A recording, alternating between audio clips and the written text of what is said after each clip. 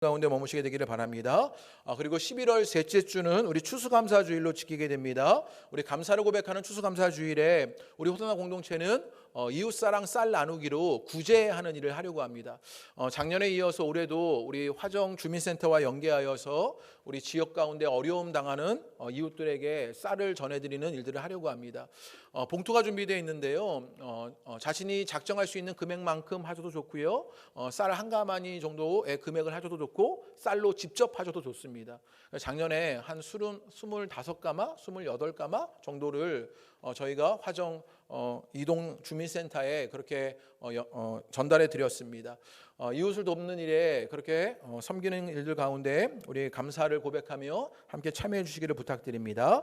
또 우리 12월 첫째 주일에는 세례식이 있습니다. 우리 학습 세례 및 또 유아 세례 대상자들은 우리 목장 리더들이나 우리 교육자 사무실로 신청해 주시기를 바랍니다. 그래서 우리 세례 교육을 받을 수 있도록 그렇게 진행해 주시기를 부탁드립니다. 또 우리 이번 주 목요일 날에는 우리 반찬 봉사가 있습니다. 기억하셔서 우리 반찬 봉사하는 것에 함께 해주시고 또 섬겨주시기를 부탁드립니다. 또 한 가지 광고 드릴 것은 수능이 얼마 남지 않았습니다. 11월 14일이 수능인데요. 이제 한 열흘 정도 남은 수능일이 있는데 위에서 꼭 기도를 부탁드립니다. 지혜롭게 잘 그것을 잘 지나갈 수 있도록 담대할 수 있도록 우리 수험생들을 위해서 기도를 부탁드립니다. 또 제가 월요일부터 금요일까지 북경의 신학교에 강의를 하러 한 주간 가게 됩니다. 위에서 기도를 좀 부탁드립니다. 그래서 건강하고 잘 다녀올 수 있도록 그래서 귀한 사역들을 잘 감당할 수 있도록 기도해 주시기를 부탁드립니다. 중식 지원과 강단원화와 교회 일정은 주보를 참조해 주시기를 바랍니다. 우리 성경 말씀 함께 봉독하겠습니다. 오늘 말씀은 에스겔서 1장 1절에서 14절 말씀. 1장 전체를 읽어야 하는데요. 14절까지도 읽으면 이게 뭐 내생물 이래서 조금 헷갈릴 수도 있는데요. 우리 1장 1절에서부터 3절까지만 그렇게 한번 읽어보도록 하겠습니다. 우리 에스겔서 1장 1절에서 3절 말씀 우리 함께 한 목소리를 읽도록 하겠습니다. 에스겔서 1장 1절에서 3절까지 우리 세 절의 말씀을 함께 한 목소리를 읽습니다. 시작. 30째 넷째 달 초닷새에 내가 그발강가 사로잡힌 자 중에 있을 때 하늘이 열리며 하나님의 모습이 내게 보이니 여호와긴 왕이 사로잡힌 지 5년 그날 초닷새라. 갈대아 땅 그발강가에서 여호와의 말씀이 부시의 아들 제사장 나 에스겔에게 특별히 임하고 여호와의 권능이 내 위에 있으니라. 아멘. 할렐루야. 할렐루야. 오늘 예배하시는 여러분 가운데 주님의 큰 은혜가 있으시게 되기를 바랍니다. 우리 앞뒤에 분들 옆에 분들에게 인사하실 때요, 오늘 어떻게 인사하시냐면요, 체육대회에서 만나요 이렇게 인사하십니다. 네, 우리 체육대회에서 만나요. 네, 인사를 안 하시는 분들이 계시는데, 네, 체육대회에서 만나시기를 바랍니다. 네. 교회에서 식사하시고 1시에 본당에 올라오시면 우리 재밌게 함께 체육대회 하실 수 있습니다. 체육대회에서 만나시기를 바랍니다. 우리 한 번 더 인사하실 때요, 오늘 말씀에 있는 내용인데 우리 옆에 있는 분들에게 당신은 예수님의 생명값입니다 이렇게 인사하시지요. 집사님은 권사님은 예수님의 생명값이십니다 이렇게 인사하시죠.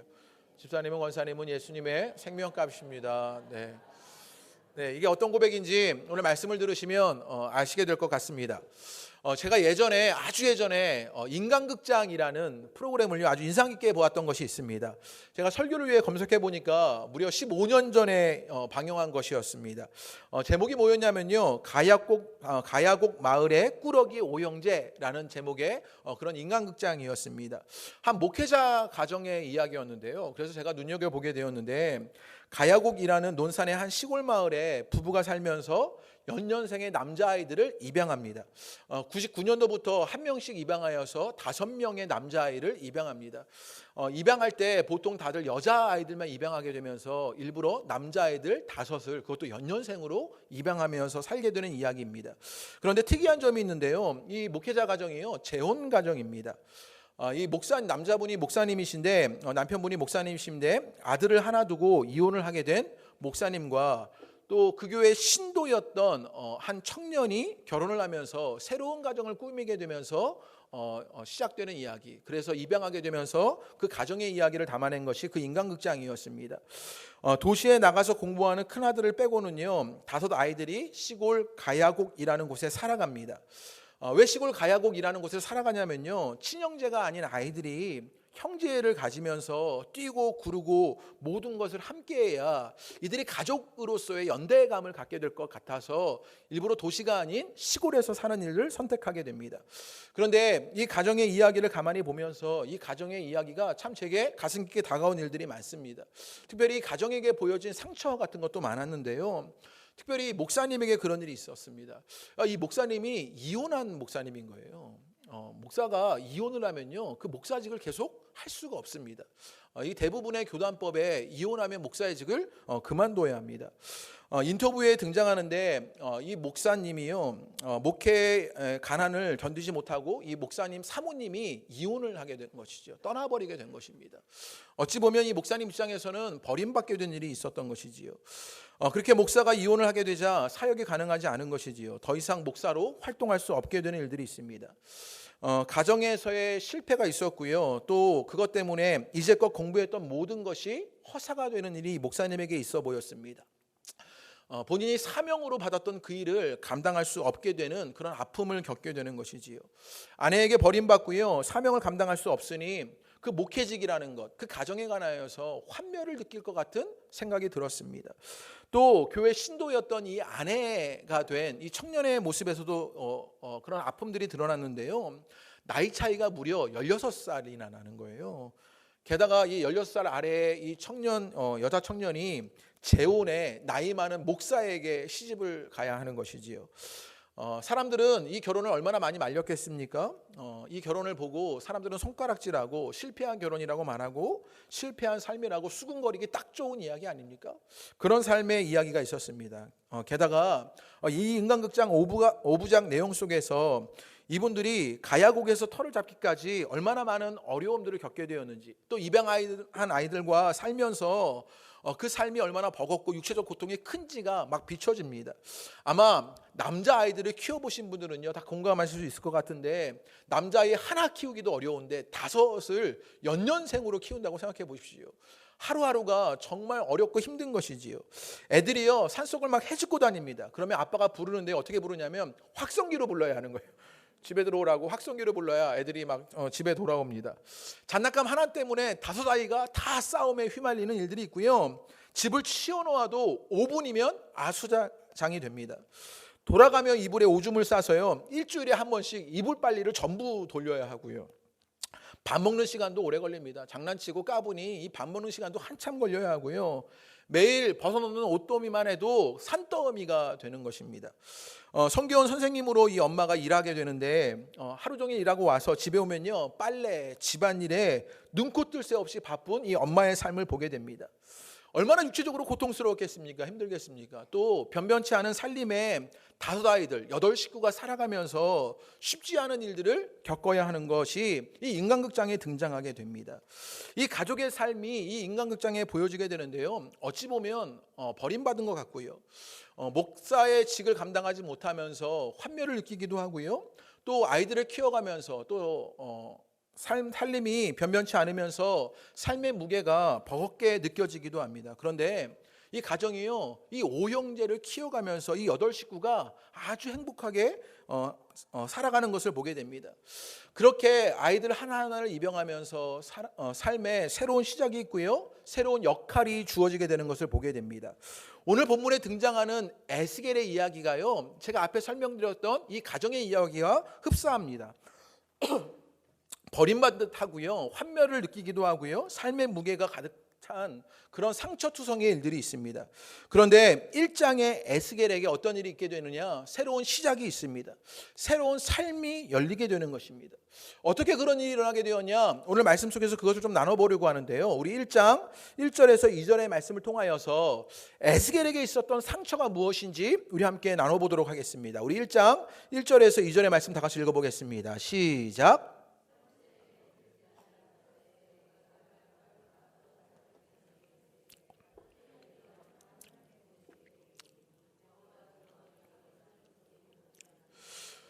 네, 오늘 1절에서 2절의 말씀에 보면요, 에스겔이 처한 사회적, 지리적, 역사적 상황을 우리에게 알려줍니다.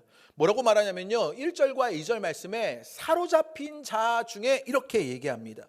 지금요, 에스겔은요, 사로잡혀 있는 상태입니다. 자유가 없는 상태예요. 두 번이나 반복되면서 이것을 알려주고요. 또 2절에 말씀해 보면요.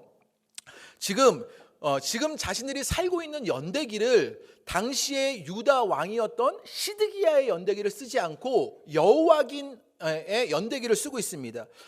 이 여호와긴은 바벨론 포로로 끌려갔던 왕이었어요. 그러니까 무엇을 강조하려고 했냐면 지금 이 에스겔의 상황이 사회적으로 역사적으로 바벨론 포로로 끌려간 상황이다. 이것을 부각해서 보여주고 있는 것입니다. 지금 에스겔은요 바벨론 포로 상황에 놓인 것입니다. 무슨 말이냐? 나라가 망한 거예요. 우리는 겪지 않았지만 그 일제시대가 얼마나 참혹했는지 대강 짐작하지 않습니까? 나라가 망한 이 바벨론 포로 상황에 에스겔이요 얼마나 비참했는지 모릅니다. 한 나라가 망하면 그 안에 있는 개인의 삶은요 구겨져 버리고 산산조각됩니다. 우리나라를 보십시오. 일제시대에 나라가 망했어요. 그리고 개인의 삶은 구겨지기 시작합니다. 위안부로 끌려가고요, 강제 노동을 해야 했고요, 징용당해서 총알바지를 해야 했고요, 극심한 가난을 겪어야 했고요, 자유를 억압당하는 그런 일들이 그렇게 나라가 망하게 되자 개인의 삶이 산산조각 나는 일들이 있습니다. 나라가 망하는 아픔이요. 나라는 개인이 아무리 몸부림을 치고 애를 써도요, 공동체가 망하면 아무것도 할 수가 없습니다. 나라가 망해버리면요 개인이 무엇을 해도 그 나라를 어떻게 할 수가 없게 되는 것이요. 지금 바벨론 포로 상황에 있는 에스겔의 어려움, 고난은 무엇이냐? 내가 통제할 수 없는 고난입니다. 나라가 망해버려서 그 안에서 개인의 삶이 무너져버리는, 내가 어찌할 바를 모르는, 통제되지 못하는 그런 고난을 겪게 되는 것이지요. 어쩌면 우리도 내가 통제하지 못하는 어려움들, 그런 고난을 겪지 않습니까? 어쩌지 못하는 고난을 겪습니다. 때로는 병이 그렇고요, 때로는 가정에서의 일이 그렇습니다. 아내와 잘해보려고 하고 남편과 잘해보려고 하는데 그게 되지 않는 것이지요. 때로는 자녀의 일이 그렇습니다. 잘 키워보려고 애쓰고 수고했는데 자녀의 관계가 점점 멀어져만 가고 이렇게 되어버린 것이냐? 라고 아쉬워하는 일들이요 그렇게 자녀들과에도 일어납니다. 사업이 그렇습니다. 내가 통제할 수가 없는 것이죠. 나는 나름 열심히 하고 수고하는데 사업이 점점 기울어져가는 어려움을 겪게 되는 것이요. 이럴 때 신앙이 있는 우리에게 어떤 마음이 드냐면요, 버림받는 것만 같습니다. 나는 내가 통제할 수 없는 그런 고난과 어려움 속에 무력하기만 한데 하나님은요 아무것도 해주시지 않는 것만 같은 거예요. 그래서 내가 버림받는 것만 같은 것이지요. 1997년도에 IMF 때 우리나라도 나라가 큰 어려움을 겪지 않았습니까? 나라가 경제적으로 망하는 그런 어려움이 있었습니다. 대기업들이 다 망하고요, 사람들이 실업자가 되고요, 중소기업도 부도가 났습니다. 가장들은요 다 길에 내몰리게 되었고요, 회사에서 쫓겨나게 되었습니다. 내가 통제할 수 없는 고난을 겪게 되는 일이 우리에게도 있지 않았던 것입니까? 또 20년 전에만 그런 것이 아니라 오늘날에도요 그런 내가 통제할 수 없는 고난 가운데 있는 것을 보게 됩니다.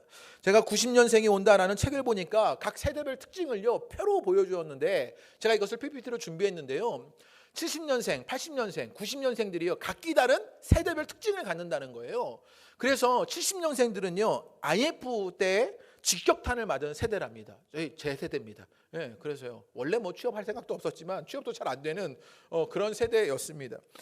그 당시에는요 신입공채 위주로 있었는데 당시에는 신입공채로 하게 되었고 또 그때는 구조조정이 아주 일시적인 일이었답니다. 그래서 중간 관리자들만 구조조정을 하는 그런 수준이었는데 80년에 와서는요 2008년 글로벌 금융위기에 영향을 받은 세대이고요, 그때는요 신입공채와 경력직을 함께 뽑는 그런 입사 형태가 되었고요, 수시로 구조조정이 일어나는 그런 때가 되었답니다. 그러니까 사원이든지 전직급이든지 아무 때나 막 구조조정이 일어나는 것입니다.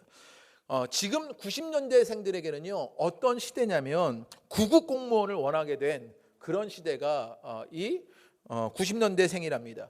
경력 위주의 사람들만 뽑게 된대요. 입사를 하게 될 때 우리 청년들이요 입사를 못한 게 아니었어요. 경력 위주로 뽑으니까, 경력직만 뽑으니까 뽑힐 수가 없었던 것이지요. 또 상시 구조조정이 있고요, 정규직이 비정규직화되는 일들이 일어난다, 이런 이야기를 합니다. 우리가 겪는 현실들이 내가 통제할 수 없는 고난의 일들을 겪게 되는 것이요. 바벨론 포로 시대의 에스겔처럼, 그래서 나라가 망해서 개인은 무기력하게만 했던 것처럼 우리도 내가 통제할 수 없는 고난을 겪기도 합니다. 그 가운데 우리는 버림받은 것만 같은 것이요, 내가 통제하지 못하는 고난 속에 어려움을 당해야 하는 그런 상처가 우리 가운데 있는 것을 보게 됩니다. 그때 에스겔이 어디에 있었냐면요, 1절에 말씀해 보면 뭐라고 말하냐면 에스겔이 어디 있었냐? 그발 강가에 있었다, 이렇게 우리에게 알려줍니다. 지금 에스겔이요, 그발 강가에서 한가로이 낚시를 하고 있는 것이 아닙니다. 혹은 가족들과 함께 우리가 바벨론 포로로 끌려왔는데 이 우람을 달라기 위해서 캠핑을 하자, 뭐 그러고 있는 것도 아니에요. 이 그발 강가는요, 당시에 포로들이 집단으로 거주하던 곳으로 추정됩니다. 또 이 그발강은요, 유프라테스 강의 지류 정도로 이해되면서 이 지류를 운하로 만들었던 곳으로 생각합니다. 그러니까 강과 강을 연결시키는 그런 운하 정도로 그발강가가 되었던 것이지요. 그러니까 지금 그발강가에 에스겔이 있다는, 바벨론 포로로 끌려왔다는 이야기는 그 유다의 포로들이요, 그 운하의 현장에서 강제 노역을 하거나 그것과 관계된 사업장에서 노동을 착취당하는 어려움을 겪었던 것이요. 그런 그림이요, 시편 137편에 묘사가 되는데요. 우리 시편 137편 1절 말씀 한번 읽어보겠습니다. 시작. 우리가 바벨론의 여러 강변 거기에 앉아서 시온을 기억하며 울었도다. 지금요, 유다의 포로로 있던 사람들이요, 이 바벨론 포로로 끌려갔던 이 유다 사람들이요, 여러 강변 거기에 앉아서 강변에 앉아 있습니다. 그러면서요, 시온을 기억하며 울고 있는 거예요. 어려움을 당하면서요, 야, 우리가 고향 땅에 있을 때는 참 이랬는데 여기서 무슨 고생을 하냐, 그럼 막 눈물 짓고 있는 이야기가 시편 137편에 등장합니다.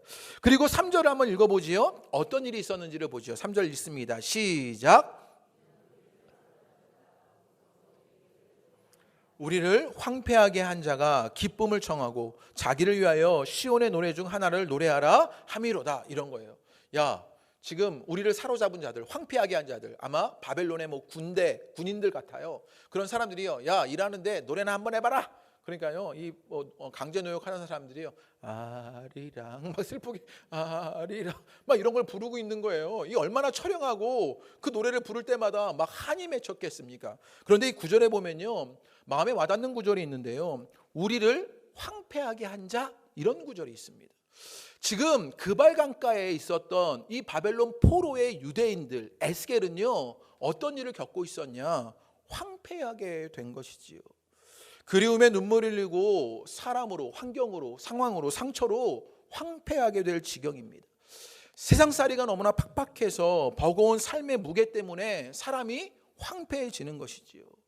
우리도 그렇지 않았습니까? 우리도 옛날에는요, 너무 풋풋했는데, 지금은요, 왠지 모르게 우리가 점점 황폐해져만 가는 같아지는 것 같습니다. 옛날에 우리 여성분들 보면요, 얼마나 피부가 고왔는지 모릅니다. 세수만 해도 얼굴에서 광이 났는데 지금은 화장을 해도 얼굴에서 광이 나지 않지요. 옛날에는요, 낭만을 알았어요. 낭만을 알아가지고요, 풍류를 즐기는 사람들이었습니다. 시집을 들고 다니고요, 노래를 즐기는 사람들이었는데 지금은 노래를 들을 시간도, 시를 쓸 시간도 없는 것이요, 사랑을 알았어요. 노래를 아는 사람이었습니다. 우아한 커피 한 잔에 여유를 즐기는 그때가 있었던 것이지요. 샤랄라 원피스를 즐겨 입었던 내가 무릎 나온 바지를 입어야 하는 내가 된 것 아닙니까? 포카리 스웨트에 땡땡이 원피스가 어울렸던 것이 나였는데 지금은요, 그런 것을 엄두조차 내지 못합니다. 오늘 뭐 어려운 일이 있으신가 봐요. 다 개그였는데 잘 안 먹혀가지고 되게 힘들어하고 있어요. 세상살이가 팍팍한 것이지요. 무슨 말 하려고 하는 것이냐면 황폐해진다고요. 옛날에는 그렇게 즐기던 것들, 이 황폐해진 증거가 지금의 웃긴 이야기를 해도 웃지 않아. 황폐해진 우리의 삶이 팍팍해진 것 아닙니까? 애들 키워가면서 또 직장에서 일하면서 사업장들을 지켜가면서 생존의 현장에 내몰리니까 황폐해져서요, 웃음마저도 잃어버리게 된 것이에요.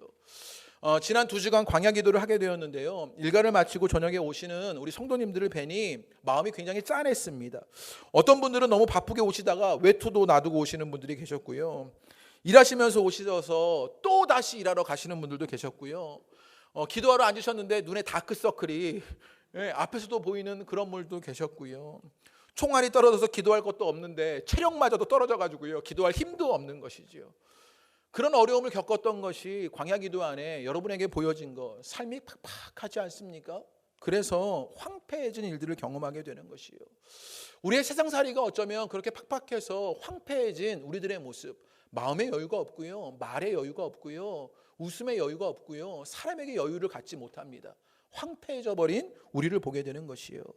3절의 말씀에 보면요, 에스겔의 상처가 또 등장하게 되는데, 우리 3절 한번 다시 읽어보겠습니다. 시작. 갈대아 땅 여호와의 말씀이 부시의 아들 제사장 나 에스겔에게 특별히 임하고 여호와의 권능이 내 위에 있느니라. 뭐라고 이야기하냐면요, 지금 에스겔이요 자신을 뭐라고 알려주냐면 제사장이다 이렇게 알려줍니다. 에스겔이 바벨론 포로로 끌려왔을 때가요 25살 때입니다. 이전에 바벨론 포로로 오기 전에 에스겔은요 제사장으로서의 준비를 열심히 했었겠지요. 예루살렘에서 열심히 제사장 훈련을 받았을 것입니다. 이제 30살이 되면 본격적으로 그 율법에 따라서 제사장의 일들을 감당해야 하는 그 일을 위해서 24살까지 그 유저 땅에 남아있을 때 열심히 제사장으로 훈련을 받아야 했던 것입니다. 그리고 오늘 1절 말씀에 보면요 뭐라고 말하냐면 30째 해라고 말하지요. 에스겔이 30살이 된 그 해를 말하고 있는 것입니다. 이제 민수기의 율법에 따라 이제 에스겔은요 무엇으로 일해야 합니까? 제사장으로 일해야 했던 그때였습니다. 그런데 에스겔은요 제사장으로 일하지 못합니다. 그는요 바벨론 포로로 있는 것을 보게 되는 것이에요. 제사장직을 감당하려면 성전이 있는 예루살렘에 있어야 그것을 감당할 수 있습니다. 그런데 지금 에스겔은요 바벨론 포로입니다. 에스겔은 평생을 투자해서 준비했던 미래의 계획과 기대가 한순간에 다 물거품 되어버리고 말았던 것이에요. 이게 얼마나 큰 아픔입니까? 이럴 때 우리는요 어떤 감정을 느끼게 되느냐? 환멸을 느끼게 됩니다. 사전에 환멸을 찾아보니까 이런 말입니다. 품어온 꿈이나 기대나 환상이 깨어질 때 느끼는 허무함이나 쓰라림. 기대했던 꿈이 있습니다. 품어왔던 어떤 환상이 있습니다. 그런데 그것이요 다 깨어져 버리는 거예요. 그것 때문에 느껴지는 허무함이나 쓰라림들이 환멸 같은 것이지요. 지금 에스겔이 느끼고 있는 것이 환멸 아닙니까? 제사장을 기대했는데, 제사장으로 하나님의 일을 감당하기를 소망했는데, 그것을 준비했는데 그 환상이 깨어져 버려요. 그래서 허무함을 느끼고요 쓰라림을 느끼는 것이 에스겔이었습니다. 우리도 그렇지요. 이런 환멸을 느낄 때가 있습니다. 제게도 그렇습니다. 제가 이전에 목회를 하기 전에 목회하면요 너무 기쁘고 열매를 보면서 막 보람을 느끼고 그럴 줄 알았어요. 그런데 실제로 목회를 해보니까 욕먹는 일이 더 많던걸요. 사과해야 하는 일이 더 많던걸요.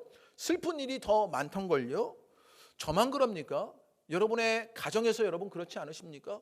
결혼하면 너무 행복할 줄 알았어요. 내가 결혼한 우리 가정은 에덴 동산이 될 줄 알았어요. 그런데 어쩐지 모르게 환멸을 느끼는 것입니다. 가끔 여성분들이 쓴웃음을 짓는 분들이 계셔가지고요. 환멸을 느끼는 분들이 있는 것이요. 때로는요 가정생활 가운데 환멸을 느끼기도 합니다. 직장에서 환멸을 느끼기도 합니다. 내가 열심히 이렇게 일하면 내 생존이 유지되고 내 직급이 올라가고 내 사업이 성장해서 내가 열심히 일한 그것으로 보람된 그 일을 느낄 줄 알았는데 그 환상이 깨어져 버리는 것이지요. 허무함이나 쓰라림을 느끼게 되는 것이요. 관계에서도 환멸을 느끼게 됩니다. 이 사람하고 잘 지내면 더 깊이 있는 신앙의 일들을 할 줄 알았습니다. 더 깊이 있는 관계에서 기쁨을 나눌 줄 알았는데 그 관계가 그렇게 유지되지 않아요. 오히려 미워하고 욕하고 싸우는 일들이 일어나면서 환멸을 느끼기도 합니다. 우리의 신앙에서도요 환멸을 느끼기도 해요. 내가 직분을 가지고 사역하면 내게 열매가 있고 그것을 하나님께 더 가까이 가고 주님을 알게 되는 일이 있을 줄만 알았습니다. 그런데요 그 꿈과 환상이요 다 깨어져 버리는 일들이 있지 않습니까? 그것 때문에 환멸을 느끼게 됩니다. 내가 기대했던 그 모든 것들이 한순간에 물거품되는 그 아픔, 환멸의 상처가 있는 것을 보게 되는 것이요. 지금 에스겔에게 보여줬던 그 상처, 그리고 우리에게도 나타나는 상처, 내가 통제할 수 없는 고난을 겪으면서 버림받는 것만 같은 것이요. 그 삶의 무게가 세상에 팍팍해서 내가 점점 황폐해지는 것만 같은 것이요. 내가 기대했던 것들, 환상들, 내가 꿈꿔왔던 그 모든 것들이 한순간에 물거품되면서 환멸을 느끼게 되는 그 상처가 우리 가운데 있는 것은 아닙니까? 그런데 이런 상황 속에, 이런 상처 속에 에스겔의 모습이 어떤지를 봐야 하는데요. 우리 3절 읽었지만 한 번만 더 읽어보겠습니다. 에스겔을 스스로 뭐라고 묘사하는지를 봐야 하는데 우리 3절을 읽어보겠습니다. 시작.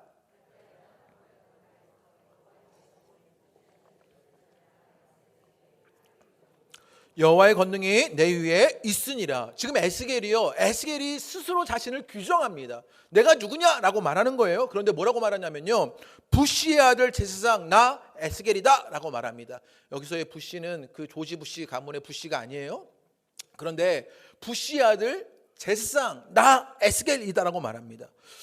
이미 에스겔은요 포로로 끌려온 지 5년이 지났습니다. 자신의 삶은요 구겨져 버렸어요. 나라가 망하자 걔네의 삶은 산산조각 나버린 것이지요.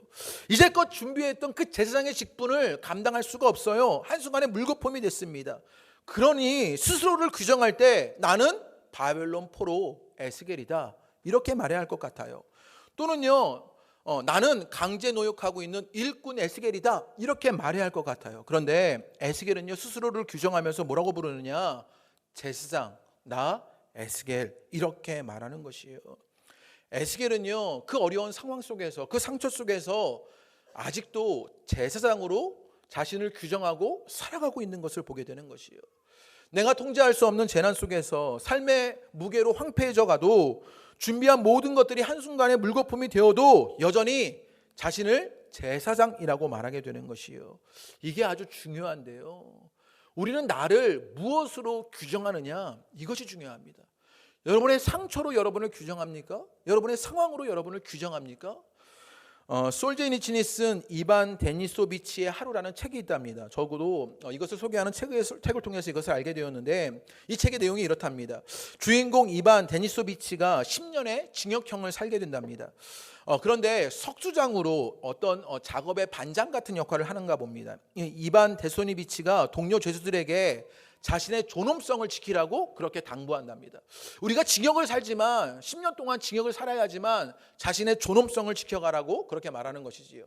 그러면서 실제적인 일을 무엇을 하느냐, 배가 고파도 간수들이 보는 앞에서 밥그릇을 핥아먹는 모습을 보여주지 말아라 이렇게 얘기합니다. 간수들이 볼 때 밥그릇, 아무리 배가 고파도 밥그릇은 핥지 말라는 것이지요. 그리고 자신에게 있는 그 하루하루를 소중하게 여기면서 살아갑니다. 그래야 비인간화되지 않고 그 어려운 징역을 이겨나갈 수 있기 때문이다 이렇게 이 책이 소개합니다. 자신 스스로를 소중히 여기면서 희망을 발견하면, 그러면 감옥에서도 살 수 있는 힘이 있기 때문인 것이요. 뭐라고 이야기하냐면요, 비인간화되지 않는 것이요, 자신의 존엄성을 지켜내는 것이요, 그래서 밥그릇을 핥지 않습니다. 제가 요즘에 잘 쓰는 말인데요, 우리가 돈이 없지 가오가 없습니까? 네, 우리가 돈이 없지요 믿음이 없습니까? 우리가 돈이 없지 하나님이 안 계십니까? 우리가 지켜야 할, 나를 규정해야 할 것이 무엇인지를 알아야 합니다. 내 상황 속에서, 내 상처 속에서 나를 규정하는 것이 아니라 하나님이 보시는 나로 나를 봐야 하는 것이요. 그런 일들 속에서 비신자화 되지 않아야 합니다. 여러분의 영적인 존엄성들을요 지켜가셔야 하는 것이요. 여러분 모두는요 예수님의 생명값입니다. 여러분 한 분을 위해서 예수님은 이 땅에 오셨습니다. 그리고 십자가 지셨습니다. 그게 우리의 가치라고요. 지금요 에스겔이 자신을 제사장이라고 말하면서 내가 바벨론 포로다, 내가 일꾼 하나다 라고 말하지 않고요, 그 믿음 안에서 자신을 규정하고 있는 것이에요. 영적 존엄성을 지키고요, 그리고 비신자화 되지 않습니다. 여러분에게 일들이 있게 되기를 주님의 이름으로 축복합니다. 믿음으로 나를 바라보고 믿음으로 하나님의 일들을 꿈꾸게 되는 것이에요. 내가 통제할 수 없는 고난을 겪어도, 내가 점점 황폐해져 가도, 환멸의 상처를 경험해도 우리 예수님이 나를 생명으로 여겨주시고 사랑으로 여겨주시고 그 예수님의 목적이 나라는 사실을 기억하며 스스로를 규정해야 하는 것이요. 여러분에게 일들이 있게 되시기를 주님의 이름으로 축복합니다. 여러분은 예수님의 생명값입니다. 여러분 한 분 때문에 예수님이 이 땅에 오신 일이 있는 것이요. 그것을 믿으며 그 자신을 규정하며 살아가는 여러분 되시기를 주님의 이름으로 축복합니다. 그런 에스겔에게 하나님이 어떻게 와주셨냐, 1절의 말씀입니다. 우리 1절을 제가 다시 한번 읽어보지요. 30째 넷째 달 초닷새 내가 그발강가 사로잡힌 자중에 있을 때 하늘이 열리며 하나님의 모습이 내게 보이더니 라고 말합니다. 그런 상처 속에, 고난 중에, 황폐한 가운데 환멸 속에 있는데 그때 어떤 일이 있었냐면요, 하늘이 열립니다. 그리고 하나님의 모습이 내게 보였다, 이렇게 말합니다. 하늘이 열리는 것, 하나님이 보여지는 일이 있었습니다. 하나님의 이상이 있었고요, 하나님의 환상이 있었고요, 하나님의 비전이 있었던 것이요. 여러분에게 이 하나님의 비전이 있게 되기를 주님의 이름으로 축복합니다. 지금요, 에스겔에는요, 하나님이 보여주시는 비전이 있었던 것입니다. 그래서 하나님이 보여주시는 것을 보게 되는 일이 이 에스겔에게 일어났던 것입니다. 비전은 무엇이냐? 내가 그리는 그림이 아니라요, 하나님이 그리시는 그림이 비전입니다. 우리가 청년들에게 뭐 비전을 가져라 이렇게 말하는 건요, 그들의 꿈을 말하는 게 아니라 그 꿈들이 하나님이 그리시는 비전, 그 청년들 하나하나에게 하나님이 그리고자 하는 일들이 무엇인지 그것을 알라는 얘기예요. 지금요, 에스겔이 본 것이 무엇이냐? 하늘이 열리고 하나님이 보이자 하나님이 보여주는 것을 보게 되는 그 하나님의 비전을 갖게 되는 것이에요. 여러분 가정에 이 하나님의 비전이 있게 되기를 주님의 이름으로 축복합니다. 그 하늘이 열리고 하나님이 보여지는 그 하나님의 비전이 있게 되자 어떤 일이 있었는지를 나오게 되는데요, 먼저 어디서 그 일이 있었는지를 봐야 합니다. 우리가 오늘 1절 말씀해 보고요, 또 3절 말씀해 보면 어디에 있었냐면 갈대아 땅 그발 강가에 있었다, 이렇게 얘기합니다. 이 갈대아 땅은요, 어디를 말하는 것이냐? 바벨론을 말하는 것이고요, 그발 강가는 지금 에스겔이 겪고 있는 그 고난의 현장, 황폐해진 현장, 환멸의 현장을 말하는 것입니다. 하늘이 열리고 하나님이 보여지는데 그 일이 어디에 있느냐? 그 환멸의 현장, 그 황폐한 현장, 그 고난당한 현장 속에 있는 것을 보게 되는 것이에요. 영어 성경을 보면요, 더 분명한데, 영어 성경에 보면요, 맨 뒤에 빨간 것으로 되어 있는데요, There the hand of the Lord was upon him, 이렇게 얘기합니다. 여호와의 권능이 그 위에 있었다, 이렇게 우리 성경에 번역했는데요, 이 영어 성경에 보면요, 우리말이 없는 것이 있습니다. 대얼이라는 말이 있어요. 원어에도 보면요, 이 대얼이라는 말이 있는데 우리 성경에는 이것을 생략하고 번역해 놓았어요. 그래서 지금 하나님이 오시는 일, 하늘이 열리고 하나님이 보여지는 그 일이 있었는데 어디에서 그 일이 있었는지를 알려주는데 거기가 어디예요? 거기.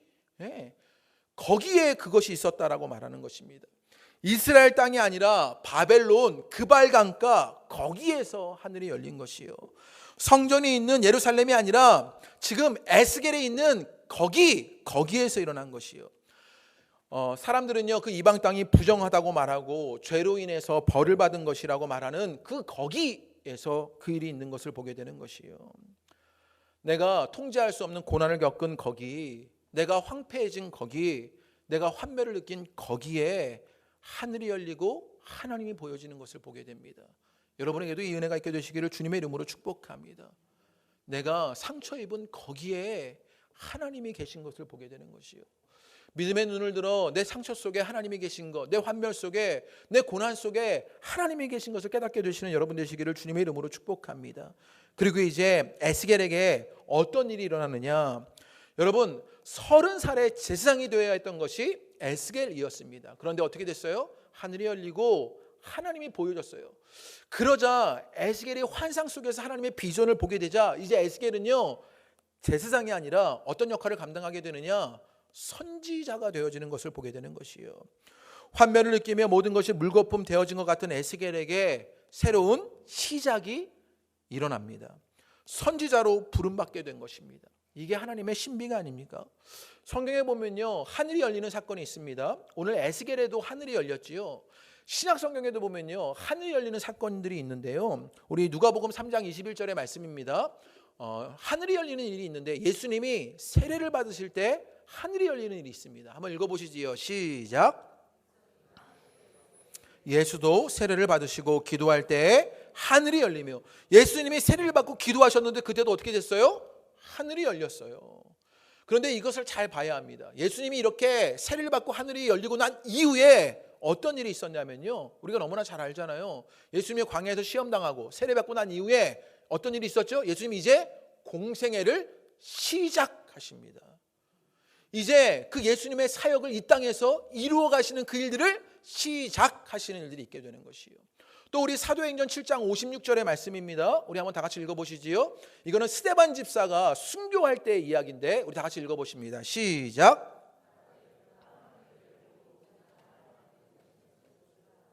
어떤 일이 있었어요? 하늘이 열리고 인자가 하나님 우편에 서신 것을 보노라 하는데 스데반이 순교당하면서 일이 스데반에게 일어났던 것입니다. 하늘이 열립니다. 하나님이 인자가 하나님 우편에 서신 것을 보게 됩니다. 여러분, 우리가 잘 아는데요, 초대교회 유대인들이요, 이 초대교회 기독 공동체가요 핍박을 당합니다. 이 핍박 이후에 어떤 일이 있었냐면 디아스포라 유대인이 되지요. 그래서 빌립 집사 같은 사람들요 그 핍박을 피해서 도망가게 되고 스데반 집사도 지금 죽게 되는 그런 순교의 현장이 있습니다. 그 순교의 현장에 무엇이 있었냐면 하늘이 열려요. 그런데 이 하늘이 열리는 일로 말미암아 어떤 일이 시작되었냐? 초대교회의 선교가 시작됩니다. 그 디아스포라 유대인을 통하여서요 복음이 만방에 전해지는, 열방에 전해지는 그 일들이 시작되는 일이 있습니다. 여기에 하늘이 열리는 것에 의미가 있는 것을 보게 됩니다. 하늘이 열리게 되자 새로운 시작이 있는 것이요. 에스겔은요 이제 제사장이 아니라 선지자로 새로운 삶을 시작합니다. 여러분에게도 하늘이 열려 하나님이 보여지고 하나님의 비전을 깨달아 새롭게 시작되는 일들이 있게 되시기를 주님의 이름으로 축복합니다. 상처받은 그 자리에서, 환멸을 느낀 그 자리에서, 황폐해진 그 자리, 거기에 하나님이 오셔서요 새롭게 시작하시는 것을 보게 되는 것이요. 이 새로운 시작이 여러분 가운데 있게 되기를 주님의 이름으로 축복합니다. 또 마지막으로 1절에 보면요 하늘이 열리는 일이 있습니다. 그리고 하나님이 보여주시는 것을 보게 됩니다. 하나님의 비전이지요. 그러자 3절입니다. 우리 3절을 다시 한번만 읽어볼까요?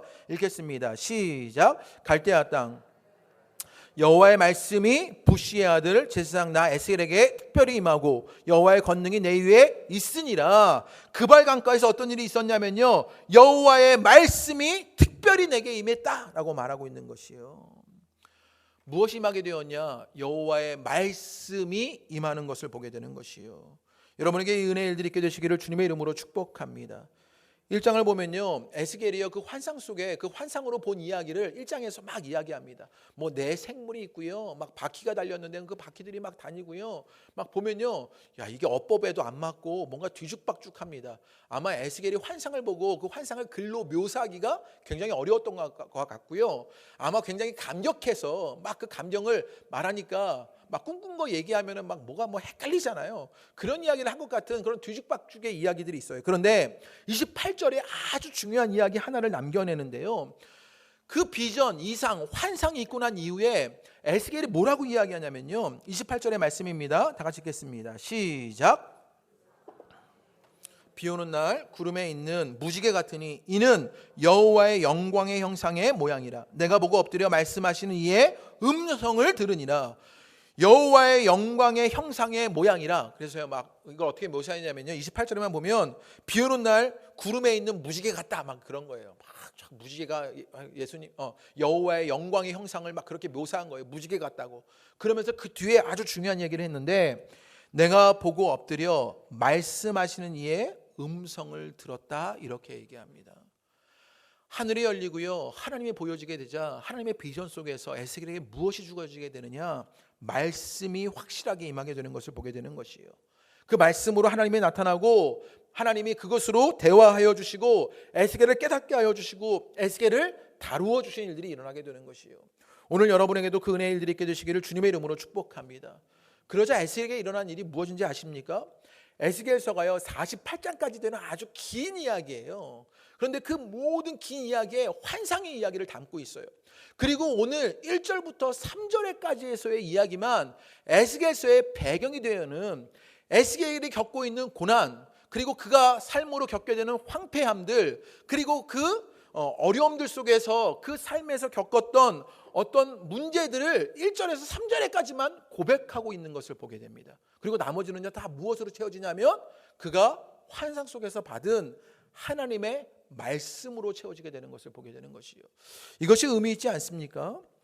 하늘이 열리자 내 상처보다 내 상황보다 내가 만난 하나님이 훨씬 더 컸던 것입니다. 주님의 말씀이 훨씬 더 큰 것입니다. 그래서 그 상처보다 그 어려움보다 그 삶의 환멸보다 그것을 더 크게 이야기하고 있는 에스겔의 모습을 보게 되는 것이에요. 여러분의 삶에도 이 일들이 있게 되시기를 주님의 이름으로 축복합니다. 내 상황보다 크신 하나님, 내 상처보다 크신 하나님, 그 말씀이 내게 더 크게 다가오게 되는 것이요. 말씀을 마치려고 합니다. 어쩌면 우리 안에 있는 상처는요, 내가 통제할 수 없는 고난에서 버림받은 것 같은 상처일지 모르겠습니다. 세상이 팍팍하고 그 삶의 버거운 무게 때문에 내가 점점 황폐해지는 것인지 모르겠습니다. 내가 준비했던 것, 내가 기대했던 것이 한순간에 물거품되면서 환멸을 느끼는 상처가 우리에게 있는지 모르겠습니다. 그럴 때 여러분, 영적인 존엄성들을 지켜가셔야 합니다. 비신자화 되지 않으셔야 합니다. 믿음으로 자신을 규정하고 십자가로 여러분을 바라보시게 되기를 바랍니다. 그럴 때 거기에서 하늘이 열리는 하나님을 보게 되는 은혜가 있을 줄로 믿습니다. 새롭게 시작하고요, 말씀을 주시는 하나님을 만나게 되는 것이요, 오늘 예배드린 여러분 가운데 그 은혜들이 있게 되시기를 주님의 이름으로 축복합니다. 우리 함께 찬양하시지요. 우리 날 향한 계획, 우리 함께 찬양하시겠습니다. 내 앞에 주어진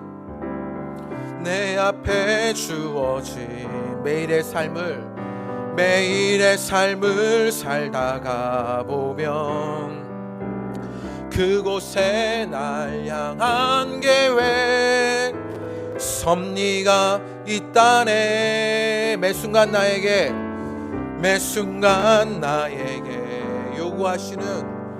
요구하시는 작은 믿음들, 그 속에 날 향한 계획